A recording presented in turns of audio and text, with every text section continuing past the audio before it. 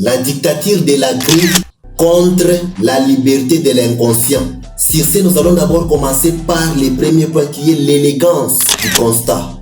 Mes chers compagnons d'élite, bâtisseurs de l'imaginaire, regardez autour de vous. Nous vivons dans une ère de précision chirurgicale, un monde de pixels et de vecteurs. Mais laissez-moi vous dire une vérité que vous n'avez jamais entendue quelque part. C'est laquelle? L'émotion n'a pas de bord carré. Trop souvent, je vois des talents s'éteindre devant l'écran, soit dans Photoshop.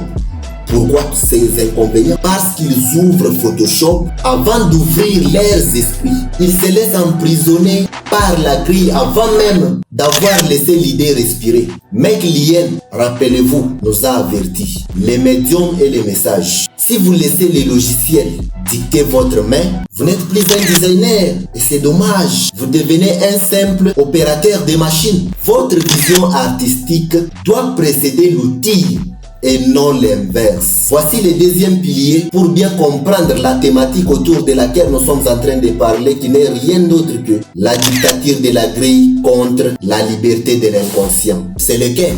La théorie du chaos ordonné. La création est un accouchement et tout accouchement commence dans un certain chaos, et ça c'est vrai. C'est ce que j'appelle le chaos ordonné. La vision artistique naît d'un gribouillage informe sur un coin de table, là où l'inconscient est libre de toute contrainte technique. Le grand Paul Rand, l'esprit derrière l'identité d'IBM, nous a légué cette pensée profonde. Le design est simple, c'est pourquoi il est si compliqué. L'exemple est clair, hein? Prenez le symbole universel de la paix. Au départ, c'est une intention complexe, une volonté de fin des conflits. Mais par la magie de la vision artistique, on épire, on réduit, on simplifie jusqu'à obtenir une colombe ou un cercle barré que tout le monde connaît.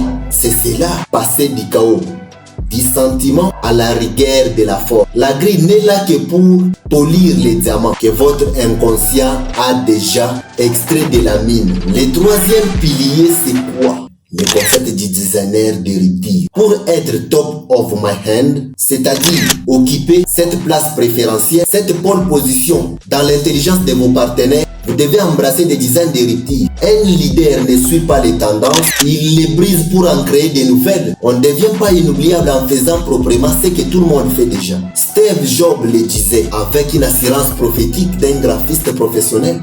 Les gens ne savent pas ce qu'ils veulent tant que vous ne leur avez pas montré.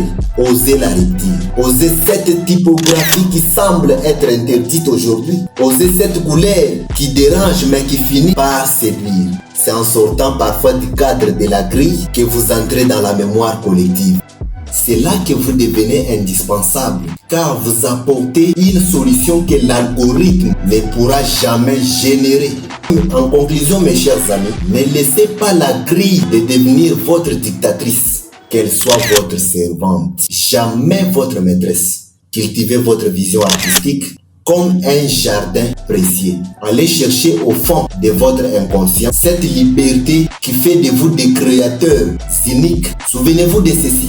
Ne dessinez pas pour les yeux de vos clients. Jamais. N'osez pas commettre cette erreur. Dessinez pour leur mémoire. Car les yeux se lassent. Mais la mémoire, elle garde jalousement ce qui la fait vibrer. Soyez grand, soyez libre. Restez les maîtres de votre art. Et surtout, nous serons taxés des gens dépourvus d'intelligence si nous ne parvenons pas à vous dire merci. Et la chose unique que je peux vous demander, c'est de prendre ces formations gratuites avec 2 doigts de prudence et un seul doigt d'hésitation. Donc avec trop de valeur, car le cerveau humain ne se forme que par la connaissance.